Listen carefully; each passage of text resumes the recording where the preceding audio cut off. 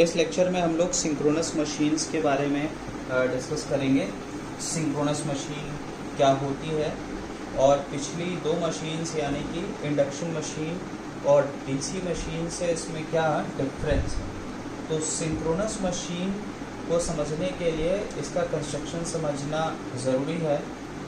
यहाँ पर जो डिफरेंस है वो डिफरेंस ये है that field winding is put on rotor and given DC excitation। ये पहली चीज़ होगी। दूसरा, armature winding is put on stator and armature winding जो होती है वो 3 फेज होती है। 3 phase armature winding. 3 phase armature winding का मतलब ये हुआ कि 3 कॉइल 120 डिग्री पे डिस्प्लेस्ड करके स्टेटर पर बांधी जाएंगी। तो ये बात हो गई कि फील्ड वाइंडिंग और आर्मेचर वाइंडिंग सिंक्रोनस मशीन में किस तरह से कनेक्टेड होगी। आपको अगर याद हो तो डीसी मशीन में फील्ड वाइंडिंग स्टेटर पर होती है, इंडक्शन मशीन में भी फील्ड वाइंडिंग स्टेटर पर होती है। डीसी मशीन में आर्मेचर वाइंडिंग रोटर पर होती है और फील्ड वाइंडिंग भी रोटर पर, आर्मेचर वाइंडिंग इंडक्शन मशीन में भी रोटर पर होती है। लेकिन सिंक्रोनस मशीन में कंस्ट्रक्शन थोड़ा सा अपोजिट है। तो ये पहला डिफरेंस आपको मिलेगा पिछली दो पढ़ी हुई मशीन में से और सिंक्रोनस मशीन में। अब इनका कंस्ट्रक्शन स्टेटर और रोटर का किस तरह से होता है इसको समझ लीजिए। जो स्टेटर है सिंक्रोनस मशीन का, ये सिलिंड्रिकल शेप का होता है। जैसा कि आपने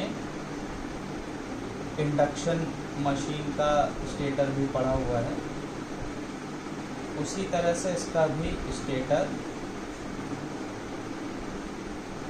होता है और स्टेटर के पेरीफेरी पे इस तरह से स्लॉट्स होते हैं जिसमें कि 3 फेज आर्मेचर वाइंडिंग होती है। ठीक है, इस पे क्या होगा, 3 फेज आर्मेचर वाइंडिंग। ये हो गया कंस्ट्रक्शन। ये जो स्लॉट्स हैं इनमें ही 3 फेज वाइंडिंग 120 डिग्री पे डिस्प्लेस्ड कर बांधी जाएगी। 3 coils at 120 degree displaced to each other। ये हो गई बात जो है स्टेटर की। ठीक है, ये स्टेटर का कंस्ट्रक्शन है।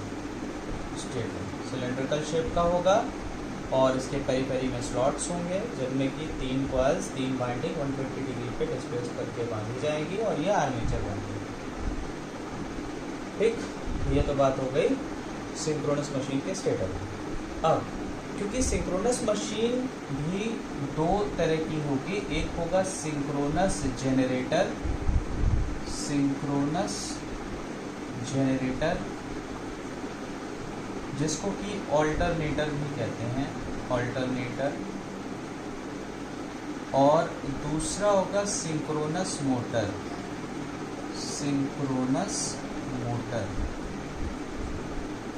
और जो सिंक्रोनस मशीन के बारे में हम लोग डिस्कशन कर रहे हैं आपके कोर्स में 3 फेज सिंक्रोनस मशीन।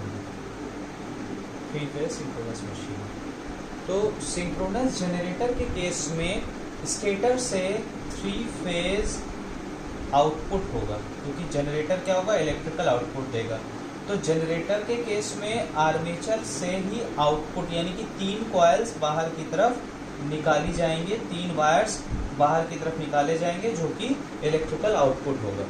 मोटर के केस में स्टेटर पर 3 फेज एसी इनपुट दिया जाएगा, 3 phase AC input in case of motor. In case of motor synchronous motor के केस में स्टेटर पर 3 फेज एसी इनपुट दिया जाएगा और जनरेटर के केस में इसी स्टेटर से 3 फेज आउटपुट लिया जाएगा। तो ये तो बात हो गई स्टेटर के कंस्ट्रक्शन की।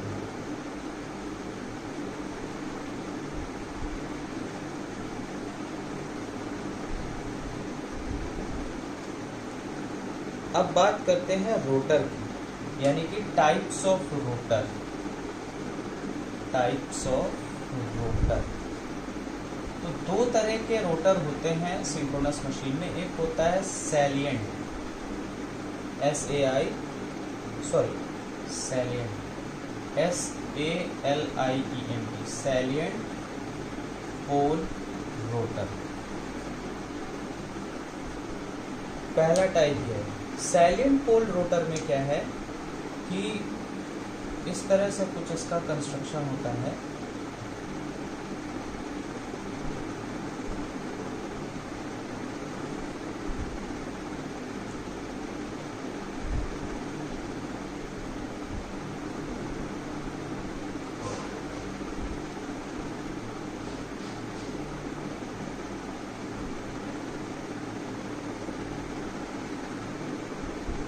इस तरह से इसके पोल फेसेस बाहर की तरफ निकले होते हैं।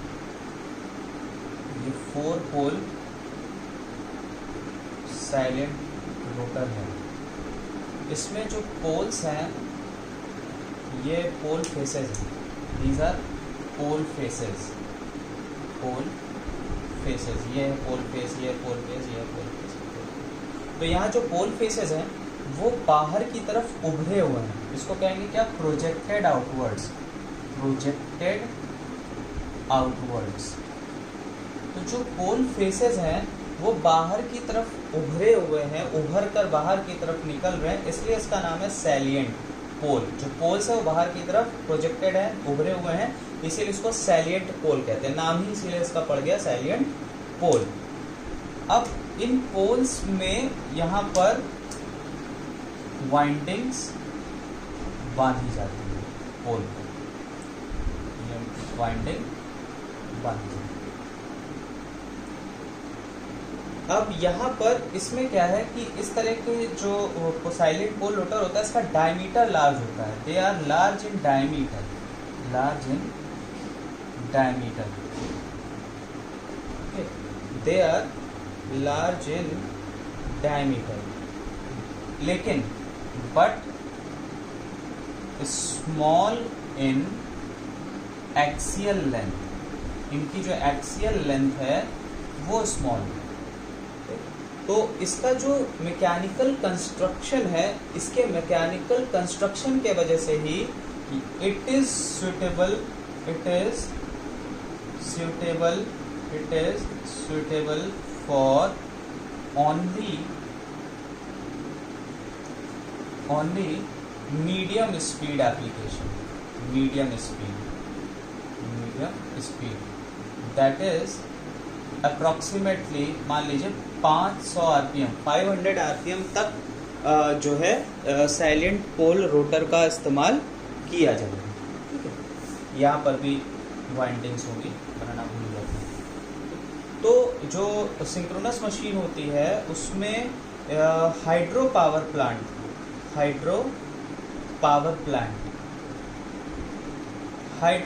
प्लांट में जो जनरेटर यूज होता है, ऑल्टरनेटर यूज होता है, उसका जो रोटर होता है वो साइलेंट पोल रोटर होता है। वहाँ पर जो स्पीड है हाइड्रो पावर प्लांट में रोटर की वो 500 RPM के अप्रॉक्सीमेट होती है, तो उसमें साइलेंट पोल रोटर इस्तेमाल में लाया जाता है।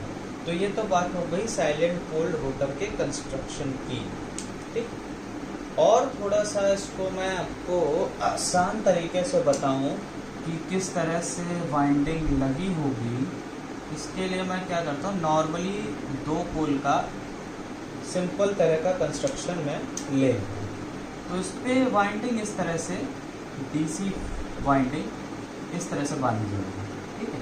और यहाँ पर डीसी एक्साइटेशन दी जाती है। जो लार्ज जनरेटर्स होते हैं या मोटर होती है सिंक्रोनस, तो उसमें डीसी जनरेटर यहाँ लगा देंगे जिससे कि इसकी फील्ड वाइंडिंग में एक्साइटेशन आएगा, तो यहाँ पोल्स बन जाएंगे। जैसे लेट से एन पोल यहाँ बन गया, एस पोल यहाँ बन गया। तो एक तरह से ये सिंपल तरह से आप मान लीजिए कंस्ट्रक्शन। इलेक्ट्रोमैग्नेट मान लीजिए, इस बात सिंपली क्या कह सकते हैं, इलेक्ट्रोमैग्नेट। इलेक्ट्रोमैग्नेट तो जो रोटर होता है सिंक्रोनस मशीन में बेसिकली वो इलेक्ट्रोमैग्नेट होता है। अब इसका जो ये मैकेनिकल शेप है, ये मैकेनिकल शेप इसको अलाउ करता है कि ये 500 आरपीएम तक ही काम में आएगा। जैसे जैसे स्पीड बढ़ेगी इसकी जो मैकेनिकल कंस्ट्रक्शन है वो इसके अंदर प्रॉब्लम क्रिएट करेगा इसको यूज होने में हायर स्पीड के लिए, क्योंकि इसका मैकेनिकल कंस्ट्रक्शन इस तरह से है कि ये स्मूथ नहीं चलेगा जब स्पीड बढ़ाएंगे, क्योंकि इसको जो हवा है वो ज़्यादा काटनी पड़ेगी, ठीक है। मैकेनिकल इसका जो कंस्ट्रक्शन है वो कुछ इस तरह का है, क्योंकि जो वाइंडिंग इसमें बांधी जाएगी वो वाइंडिंग भी प्रॉब्लम करेगी जब स्पीड इसकी बढ़ेगी। जो वाइंडिंग बंधी उसको भी प्रॉब्लम्स क्रिएट होंगी। तो ये बात हो गई साइलेंट पोल रोटर की। अब इसका सेकेंड टाइप का रोटर,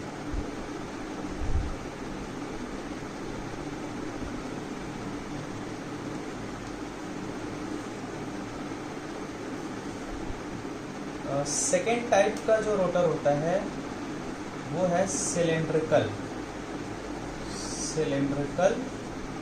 पोल रोटर। सिलेंड्रिकल पोल रोटर का शेप कुछ इस तरह से होता है।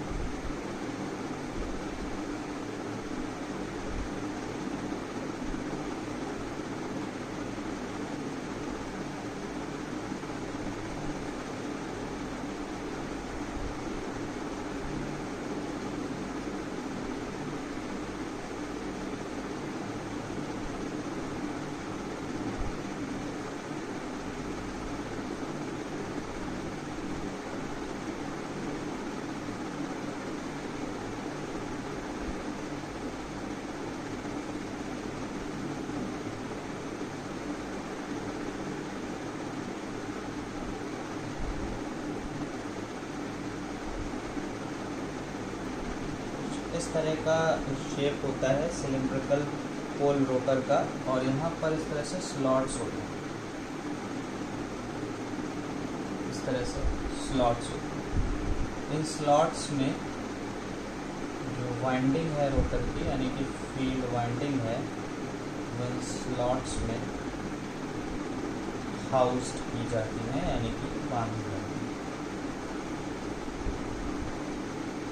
कि सिलेंड्रिकल शेप का रोटर है, तो उसमें इस तरह से स्लॉट्स होंगे। स्लॉट्स में यहाँ वाइंडिंग जो है बंद है। तो ये तो बात हो गई सिलेंड्रिकल शेप के रोटर की, ये इसमें शामिल है। सिलेंड्रिकल रोटर में क्या है कि इसका डायमीटर स्मॉल होता है compare to salient pole. Small diameter but large in axial length, large in axial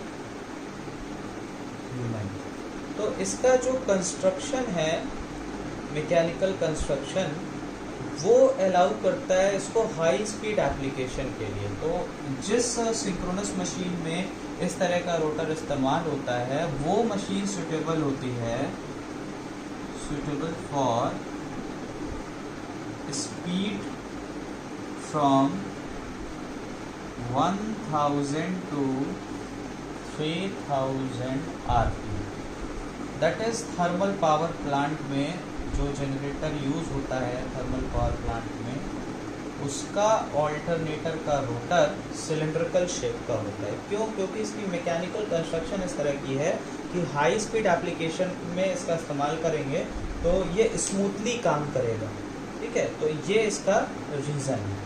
इसको यूज़ करने का। तो अब ये बात हो गई कंस्ट्रक्शन की कि जो कंस्ट्रक्शन है सिंक्रोनस मशीन का किस तरह का होता है। तो अभी तक जो चीज़ें हम लोगों ने डिस्कस करी कंस्ट्रक्शन में वो ये था कि फील्ड वाइंडिंग जो सिंक्रोनस मशीन में है वो सिंपल डीसी फील्ड वाइंडिंग होती है जो कि रोटर पर प्लेस्ड की जाती है, बांधी जाती है। रोटर सिंक्रोनस मशीन के दो तरह के होते हैं, साइलेंट पोल और सिलेंड्रिकल।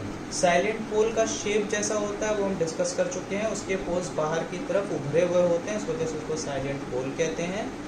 उसका जो डायमीटर है वो लार्ज होता है बट एक्सियल लेंथ स्मॉल होती है।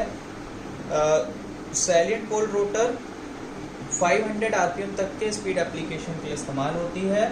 सिलेंड्रिकल पोल रोटर जो होता है वो स्मॉल इन डायमीटर होता है but large in axial length होता है। इसका ये मैकेनिकल कंस्ट्रक्शन इसको हेल्प करता है कि हम इसे high speed application that is 1000 से 3000 आरपीएम के स्पीड के लिए इस्तेमाल करें। जहाँ तक रही बात स्टेटर की, तो स्टेटर जो सिंक्रोनस मशीन का होता है वो सिलेंड्रिकल शेप का होता है जिसके पेरी पे स्लॉट्स होते हैं जिसमें कि 3 फेज आर्मेचर वाइंडिंग 120 डिग्री पे एक दूसरे से डिस्प्लेस करके बांधी जाती है। अब बात हो गई कंस्ट्रक्शन की। बहुत ज़्यादा डीप में आपको सिंक्रोनस मशीन नहीं पढ़नी है तो मैं बहुत ज़्यादा डीप में इसका डिस्कशन करूँगा भी नहीं, सिर्फ वो चीज़ें मैं डिस्कस कर रहा हूँ जो आपसे हो सकता है 2 नंबर में पूछी जाए कभी। ठीक, तो सबसे पहले आ जाते हैं 3 फेज सिंक्रोनस मशीन में। पहली चीज 3 phase synchronous, 3 phase synchronous generator, 3 phase synchronous generator, इसको ऑल्टरनेटर भी कहते हैं, ऑल्टरनेटर, 3 फेज ऑल्टरनेटर। कंस्ट्रक्शन क्योंकि हम लोग समझ चुके हैं तो वर्किंग को समझाने के लिए मैं जो रोटर इस्तेमाल करूंगा वो मैं साइलेंट पोल ही करूंगा, वर्किंग को एक्सप्लेन करूंगा। थोड़ा सा डायग्राम बनाने में दिक्कतों का सामना करना पड़ता है।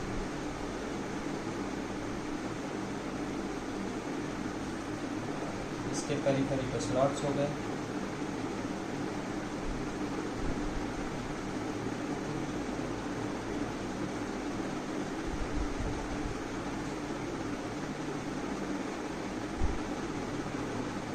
यहाँ पर क्या है, स्लॉट्स में वाइंडिंग को डिस्ट्रीब्यूट किया जाता है। क्यों डिस्ट्रीब्यूट किया जाता है इसके पीछे भी कहानी है, इसका भी एक लॉजिक है टेक्निकल जो कि हायर क्लासेस में इलेक्ट्रिकल इंजीनियरिंग में पढ़ाया जाता है।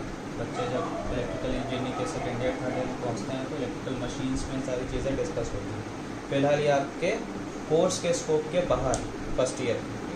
तो ये हो गया स्टेटर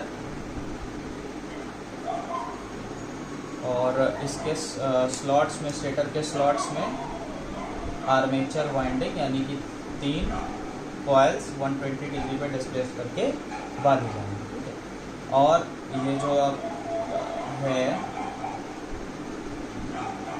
रोटर, रोटर में डीसी एक्साइटेशन दी जाती है। हम लोग जनरेटर के बारे में समझ रहे हैं, तो डीसी एक्साइटेशन दे रहे हैं तो इसका मतलब इसमें करंट फ्लो करेगी। लेट्स से करंट इस तरह से फ्लो करेगी, यहाँ पे वोल्टेज अप्लाई होगा, डीसी एक्साइटेशन देंगे, इसमें करंट फ्लो करेगी। करंट फ्लो करेगी तो से यहाँ पर एन पोल है और यहाँ पर एस पोल, तो दैट मीन्स ये एक इलेक्ट्रोमैग्नेट बन गया, इसने मैग्नेटिक फ्लक्स प्रोड्यूस कर दिया। ठीक है, मैग्नेटिक फ्लक्स जो है उस मैग्नेटिक फ्लक्स को हम इस तरह से बना सकते हैं, इस तरह से ये मैग्नेटिक फ्लक्स बनाएगा रोटर, इस तरह से मैग्नेटिक फ्लक्स बनाएंगे, मैग्नेटिक फील्ड बनाएंगे। स्टेटर पर 3 phase armature winding, 3 phase armature wind. Alternator का इस्तेमाल क्या होता है, इलेक्ट्रिसिटी को जनरेट करने के लिए इस्तेमाल में होता है। तो दो तरह के कन्वेंशनल पावर जनरेटिंग सिस्टम्स हैं, वो है क्या, हाइड्रो पावर प्लांट, यानी जहां पानी से बिजली पैदा की जाती है, हाइड्रो पावर प्लांट। एंड दूसरा क्या है, जहाँ पे कोल के थ्रू इलेक्ट्रिसिटी का जनरेशन होता है, वो है थर्मल पावर प्लांट। तो हम लोग इसी कॉन्टेक्स्ट में, इसी परिप्रेक्ष्य में बात करेंगे इसके वर्किंग, ठीक है। तो हम एग्जांपल ले लेते हैं hydro power plant. Hydro power plant का एग्जांपल ले लेते हैं, उसी से इसको समझने की कोशिश करते हैं। तो जो रोटर है यहाँ पर, ये साइलेंट पोल रोटर है, इसके शैफ्ट को कपल्ड किया जाता है, शैफ्ट को कपल्ड किया जाता है प्राइम मूवर से। शैफ्ट को कपल करते हैं prime mover. Prime mover generally कहते हैं टरबाइन। क्या कहते हैं? टरबाइन। प्राइम मूवर का काम है इसको घुमाना, ठीक, इसको घुमाना। तो हाइड्रो पावर प्लांट में क्या होगा, हाइड्रो पावर प्लांट में पानी को इकट्ठा करते हैं डैम में, फिर हाइट से, डैम से पानी को रिलीज करते हैं। पानी हाइट से गिरता है तो पानी की जो स्टैटिक एनर्जी होती है, यानी पोटेंशियल एनर्जी होती है, वो जब हाइट से गिरता है पानी तो वो काइनेटिक एनर्जी में कन्वर्ट होती है। उस काइनेटिक एनर्जी की हेल्प से हम क्या करते हैं, टरबाइन पे पानी गिरता है हाइट से, काइनेटिक एनर्जी से आता है, टरबाइन को घुमाता है। टरबाइन बेसिकली आप समझ लीजिए कि इस तरह से फैन को मान लीजिए ब्लेड्स होते हैं, इस तरह से लार्जर, इस तरह से ब्लेड्स होते हैं। इस पे पानी गिरेगा तो ये घूमेगा, प्राइम मूवर टरबाइन घूमेगा, ये अपने साथ घुमाएगा रोटर को। तो यहाँ जो एयर गैप है, यानी in the gap between stator and rotor, air gap, इस एयर गैप में जो फ्लक्स प्रोड्यूस हुई है, फ्लक्स भी क्या होगी, घूमेगी, उस स्पीड से घूमेगी जिस स्पीड से प्राइम मूवर घूम रहा है, उसी स्पीड से इसको घुमाएगा, तो ये फ्लक्स भी घूमेगी। जब ये फ्लक्स घूमेगी तो ये फ्लक्स क्या करेगी, जो स्टेशनरी आर्मेचर कंडक्टर्स यहाँ स्लॉट्स में है, आर्मेचर वाइंडिंग है, इसको ये फ्लक्स कट करेगी। तो according to Faraday's law, in armature conductors में ईएमएफ जनरेट होगा, जिसको कि हम वायर के थ्रू बाहर एज अ आउटपुट ले लेंगे। तो हमें 3 फेज एसी आउटपुट यानी कि वोल्टेज ईएमएफ मिल जाएगा। इस तरह से बिजली पैदा की जाती है, इलेक्ट्रिसिटी जनरेट की जाती है।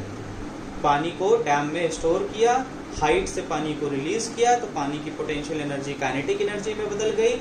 वो पानी आपके इस ब्लेड पे गिरेगा, ये ब्लेड घूमेगा, टरबाइन घूमेगा, टरबाइन घुमाएगा रोटर को, रोटर घूमेगा तो जो रोटर की फ्लक्स है वो कट करेगी स्टेशनरी आर्मेचर कंडक्टर को, जो कि 3 फेज वाइंडिंग है, 120 degree displaced.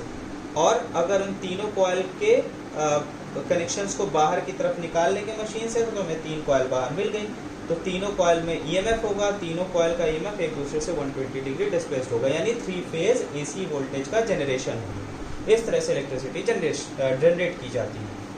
Thermal power plant में कोयले को जलाते हैं, भाप यानी कि स्टीम पैदा करते हैं, फिर उस भाप को, स्टीम को छोटे छोटे होल से पास कराते हैं, तो वो स्पीड से निकलती है और टरबाइन को रोटेट कराती है, वो टरबाइन रोटर को रोटेट कराती है और इलेक्ट्रिसिटी का जनरेशन होता है।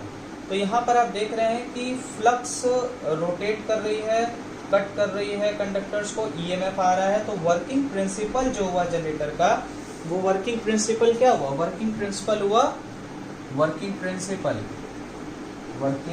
प्रिंसिपल क्या हुआ, Faraday's law of electromagnetic induction, Faraday law of electromagnetic induction. इस प्रिंसिपल पे ऑल्टरनेटर काम करता है, और यही प्रिंसिपल ट्रांसफार्मर का भी है।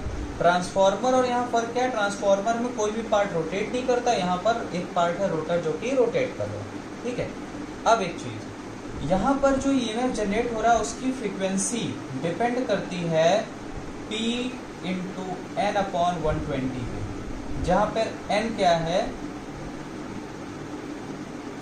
P जो है, P number of stator poles हैं, P जो है वो नंबर ऑफ स्टेटर पोल्स है, यानी स्टेटर पे कितने पोल्स हैं, उस पर ये फ्रीक्वेंसी डिपेंड करती है, और ये स्पीड ऑफ टरबाइन है, जिस स्पीड पे टरबाइन है, ये रोटर घूम रहा है अपॉन 120, इस पे डिपेंड कर रही है कि ये जो यहाँ पे ईएमएफ जनरेट हो रही है उसकी फ्रीक्वेंसी कितनी आएगी। अब आ जाते हैं Faraday law of electromagnetic induction पे। Faraday law of electromagnetic induction पे बेस्ड यहाँ पर ईएमएफ का जनरेशन हो रहा है, इसका वर्किंग प्रिंसिपल है। तो जो ट्रांसफार्मर की ईएमएफ इक्वेशन थी उसी से मिलती जुलती जनरेटर की भी ईएमएफ इक्वेशन होती है 4.44, क्योंकि यहाँ 3 फेजेस हैं तो E R M S per phase is equal to 4.445 F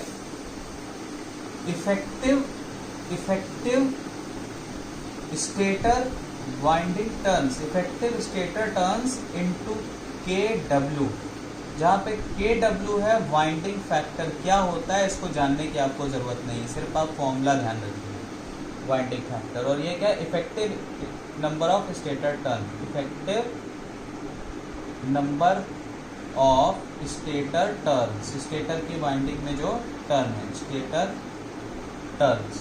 ठीक, तो ये बात हो गई इस फॉर्मूले की। फाई क्या है, फ्लक्स है, एफ क्या है, फ्रीक्वेंसी है।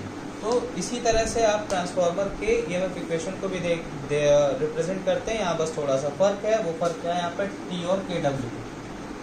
एक बार सेमेस्टर में पूछ लिया था कि ईएमएफ जो जनरेट होता है उसकी इक्वेशन क्या होती है, इसलिए मैंने डिस्कस कर दिया। 4.445 एफ टी के डब्ल्यू, 5 फ्लक्स हो गया, F supply frequency, T number of effective stator turn हो गए, के डब्ल्यू वाइंडिंग फैक्टर हो गया। वाइंडिंग फैक्टर में भी 2 चीज़ें होती हैं, वो सब आपको डिस्कस करने की ज़रूरत फिलहाल नहीं है।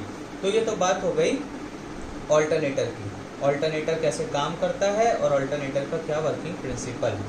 अब इस चैप्टर का इम्पॉर्टेंट टॉपिक जो कि सेमेस्टर्स में ज़्यादातर पूछा जाता है सिंक्रोनस मशीन में। सिंक्रोनस मशीन में ऑल्टरनेटर कम पूछा जाता है सिंक्रोनस मोटर। तो अब आते हैं सिंक्रोनस मोटर की, क्या होता है सिंक्रोनस मोटर में, क्या इसकी वर्किंग है, कैसे होता है, इसको समझते हैं। ठीक है, तो सिंक्रोनस मोटर का भी कंस्ट्रक्शन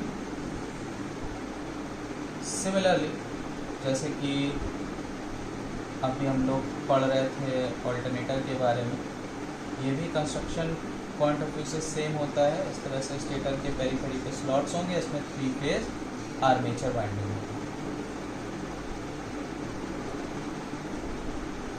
3 फेज आर्मेचर वाइंडिंग होगी। और रोटर इसका भाई साइलेंट पोल,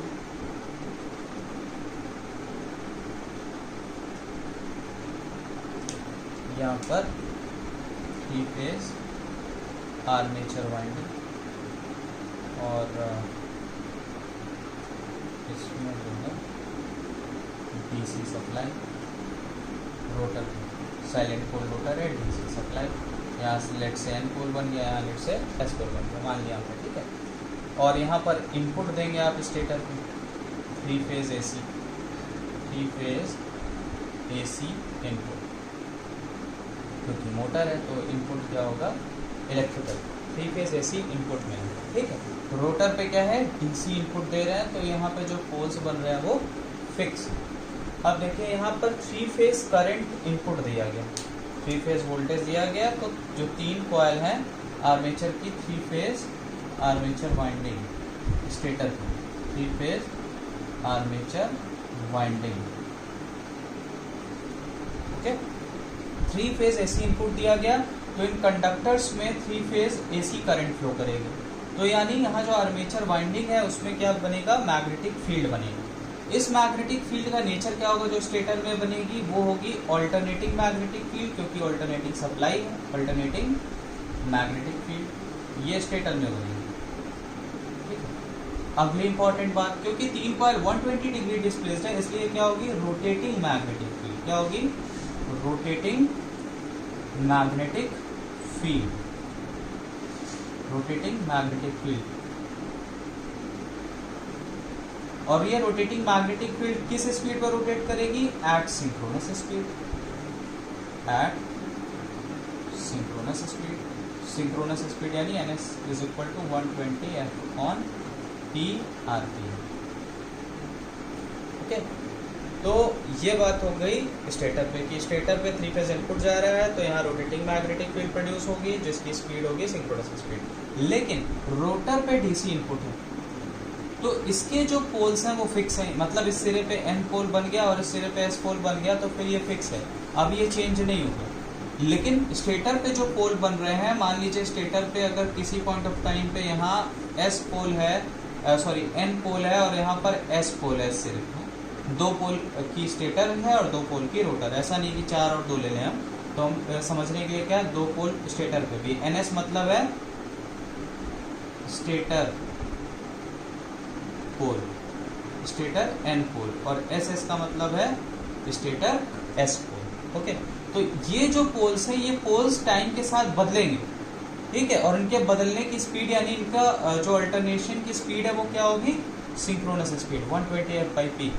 और दूसरी तरह से समझिए कि जो स्टेटर की मैग्नेटिक फील्ड है वो रोटेट कर रही है और वो स्पीड है 120 f/p सिंक्रोनस स्पीड। लेकिन जो रोटर की मैग्नेटिक फील्ड है, क्योंकि डीसी सप्लाई से क्रिएट हो रही है, तो ये स्टेशनरी है, ये चेंज नहीं हो रही है। ये 50 हर्ट्ज की इनपुट सप्लाई होगी, तो दैट मीन्स ये 1 सेकेंड में 100 बार चेंज होगा, मतलब यहाँ एन पोल है, यहाँ एस पोल है, अगले ही इंस्टेंट पे यहाँ एस पोल आ जाएगा, यहाँ एन पोल आ जाएगा, फिर यहाँ एन पोल आ जाएगा, यहाँ एस पोल आएगा, तो this will keep on changing, that is stator poles will keep on changing at synchronous speed, but rotor poles will be fixed, ये स्टेशनरी रहेंगे क्योंकि डीसी सप्लाई से पैदा हो रहा है। तो अब ये सिनेरियो किस तरह का होगा, अब ध्यान से समझिए, मैं इसको रफ कर रहा हूँ इसको आपको और अच्छे से समझाने के लिए।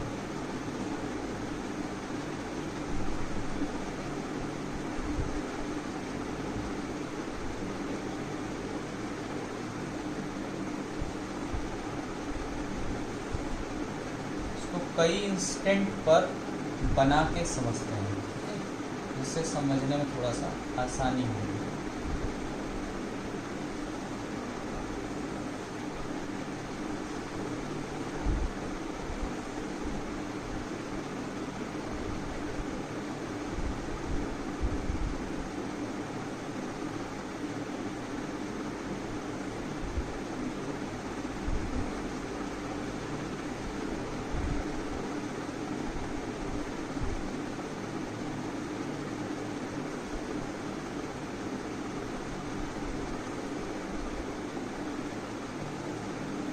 तो जैसा कि हम लोग डिस्कस ऑलरेडी कर चुके हैं कि स्टेटर पर एसी सप्लाई है, तो मान लीजिए किसी इंस्टेंट पे यहाँ पर स्टेटर पे एन पोल बन रहा है, यहाँ स्टेटर पे एस पोल बन रहा है, और रोटर के पोल फिक्स है, से यहाँ एन पोल है और यहाँ पर एस पोल है।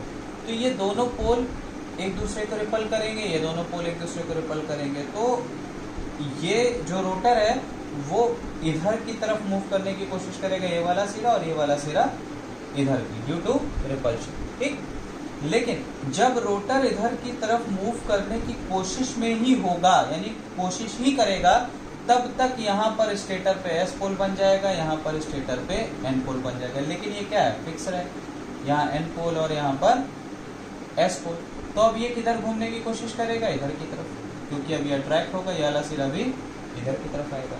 तो रोटर के साथ क्या है कि रोटर इस तरह से है, हाँ। अब यहाँ जो स्टेटर के पोल है वो चेंज हो रहा है, जब यहाँ पर एन पोल है, तो ये इधर की तरफ मूव करने की कोशिश करेगा। फिर अगले ही पल यहाँ पर एस पोल आ गया और यहाँ पे एन पोल, तो अब ये इधर घूमने की कोशिश करेगा, तो अब इधर घूमने की कोशिश करेगा।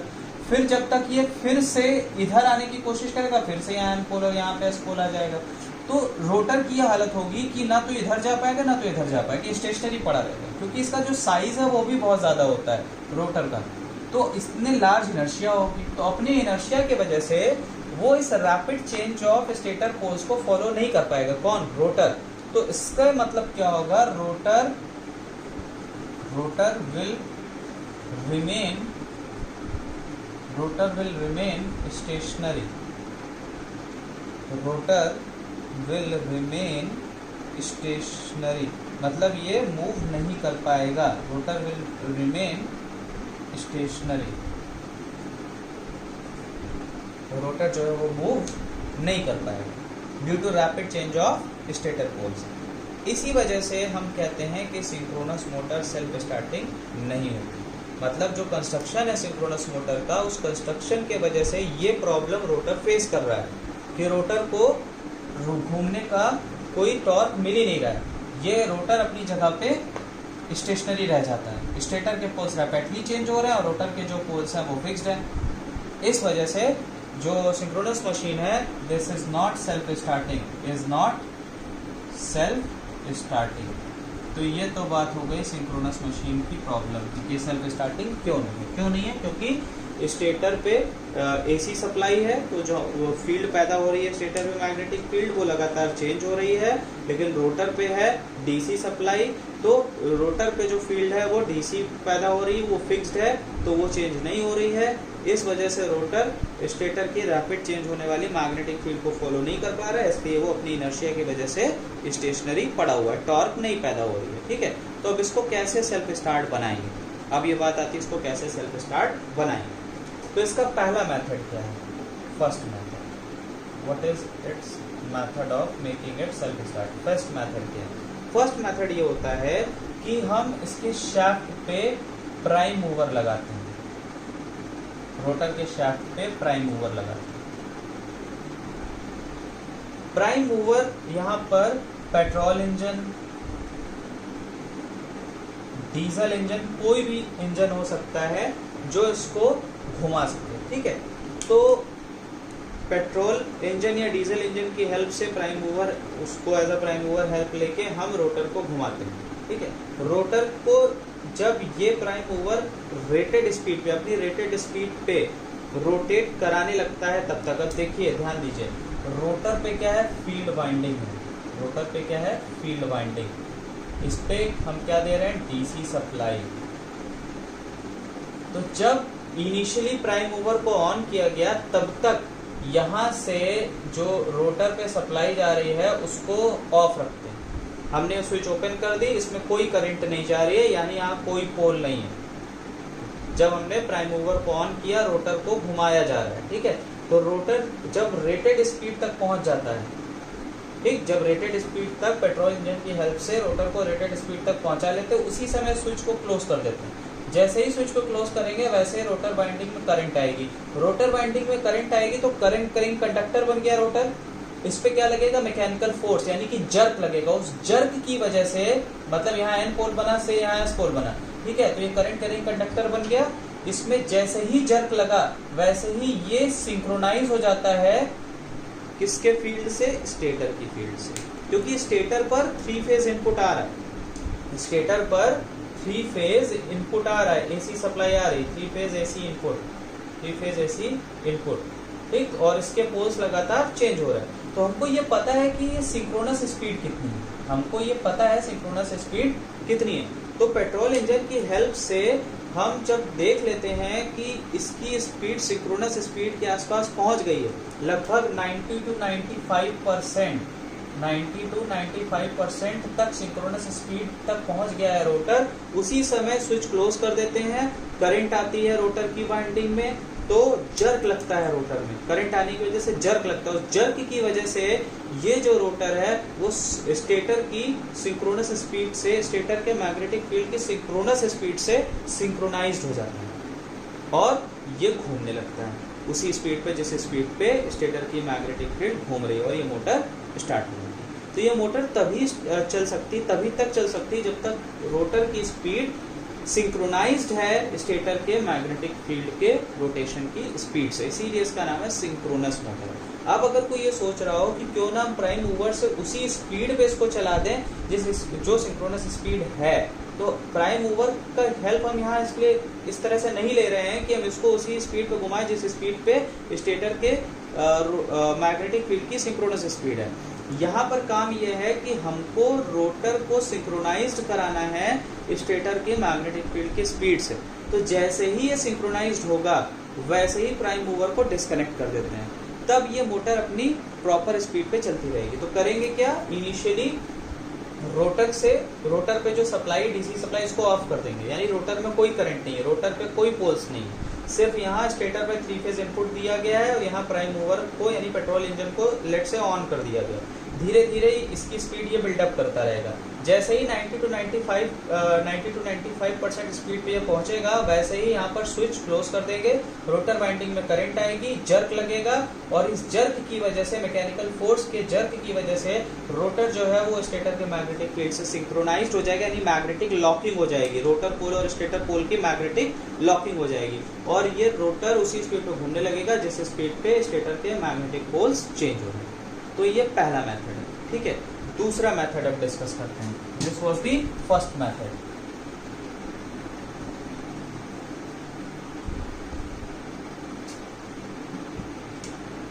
सेकेंड मेथड होता है by use of damper winding. By use of damper winding. Damper winding क्या होता है कि डैम्पर वाइंडिंग में जो पोल फेसेस हैं, तो मान लीजिए कि साइलेंट पोल को ही ले लेते हैं। इन पोल फेसेस पे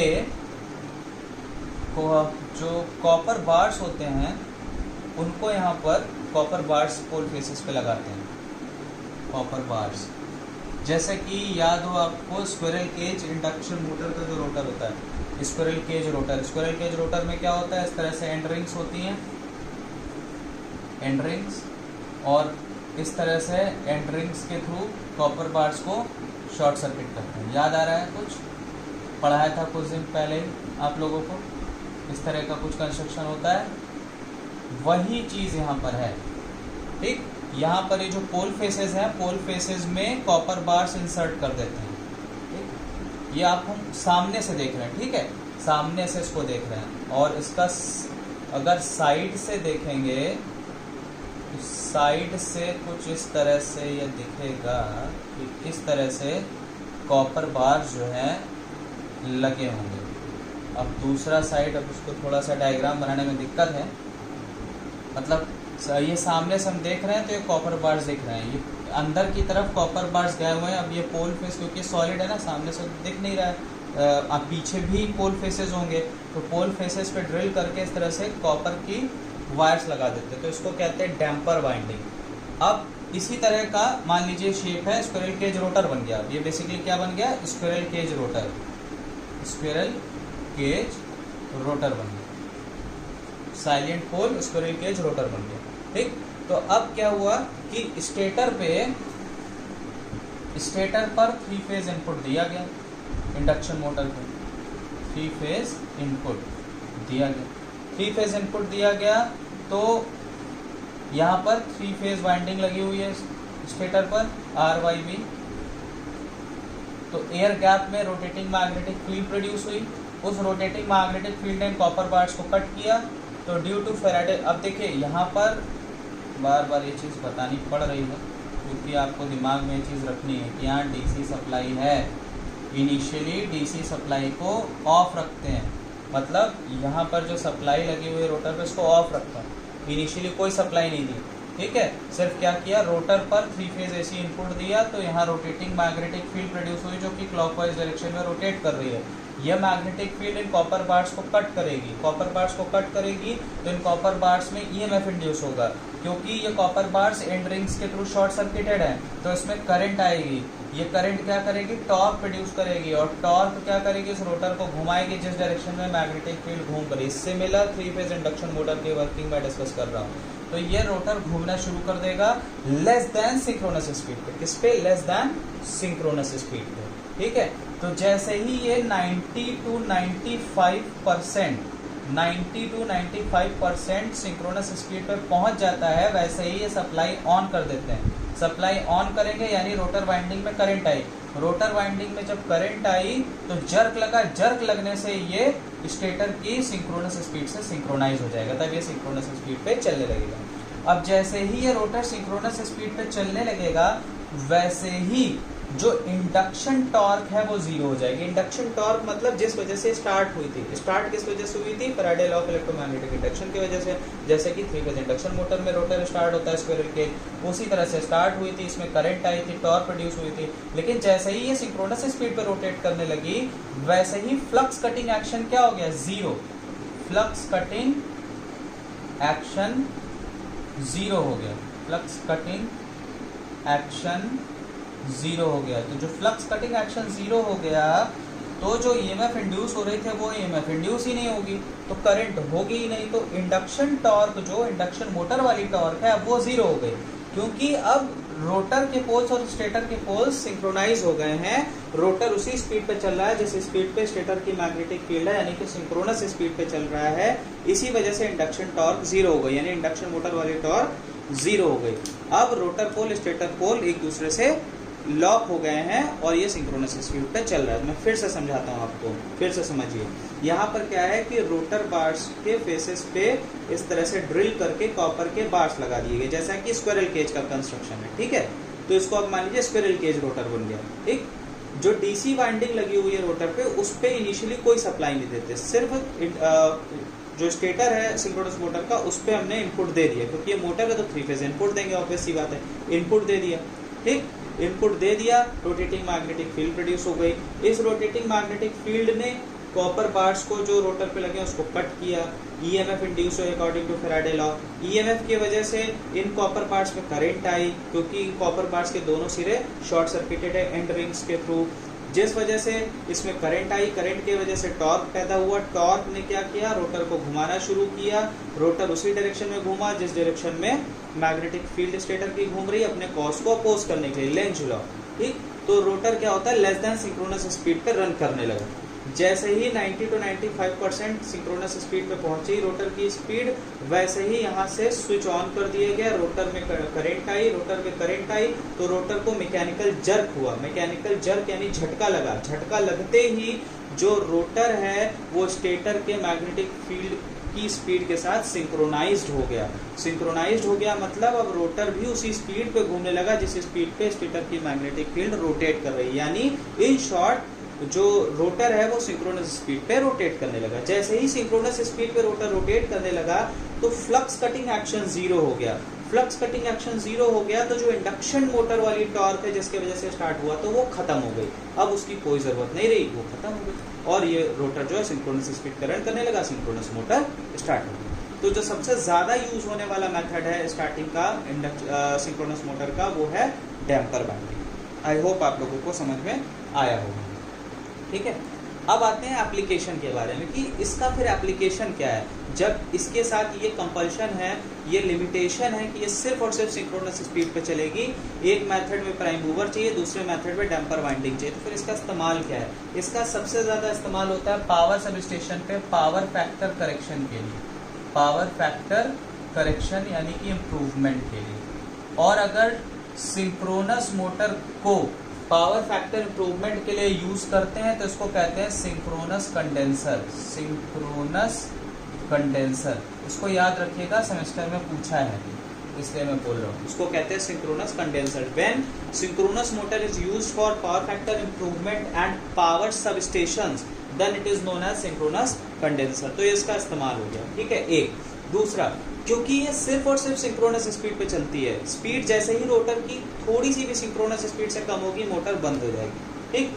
लेकिन डैम्पर बार के केस में ऐसा नहीं होगा, क्योंकि हमने स्टार्टिंग मेथड इस्तेमाल कर रखा है, डैम्पर वाइंडिंग लगा रखी है। तो अगर किसी वजह से भी स्पीड इसकी कम हुई सिंक्रोनस स्पीड से, तो फिर से इंडक्शन मोटर वाला टॉर्क आ जाएगा और इसको टॉर्क दे देगा, ये फिर से सिंक्रोनाइज हो जाएगा। इसको स्विच ऑन करते ही करंट अगर इसमें आ रही है तब, ठीक है। तो उस पर नहीं जाते हैं बंद होने पे, क्योंकि ये सिर्फ और सिर्फ सिंक्रोनस स्पीड पे ही रन करता है, यानी कि कांस्टेंट स्पीड पे ही रन करती है ये मोटर। इस वजह से इसका इस्तेमाल वहाँ होता है जहाँ पर कांस्टेंट स्पीड की रिक्वायरमेंट होती है, ठीक है।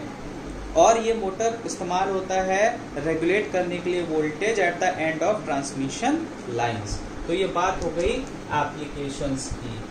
तो सेमेस्टर एग्जामिनेशन में सिंक्रोनस मोटर की वर्किंग, क्यों ये सेल्फ स्टार्टिंग नहीं होती, इसके स्टार्टिंग के मेथड और इसके एप्लीकेशन पूछे जाते हैं। बहुत इंपॉर्टेंट है सिंक्रोनस मोटर, इसको ज़रूर पढ़िएगा, तैयार करिएगा। थ्योरी ही आपको पढ़नी है, सेमेस्टर में आने के बहुत बहुत चांसेस हैं।